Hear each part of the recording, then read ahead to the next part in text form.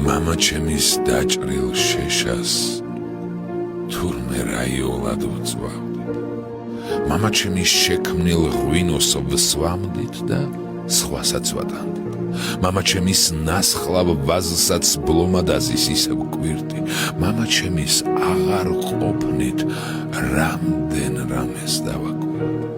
ახლა როცა მეც ხნიერი გამოვაღებ სახლის კარებს, ახლა ვხვდები მამა ჩემის სანდომიან მზერას, თვალებს, რამდენ რამეს იტევს თურმე მშობლის გული, მშობლის მზერა.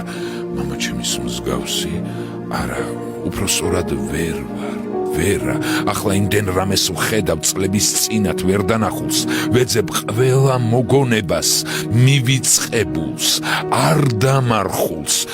მამა ჩემის დაჭრილ შეშას თურმე რაიოლად ვწვავ.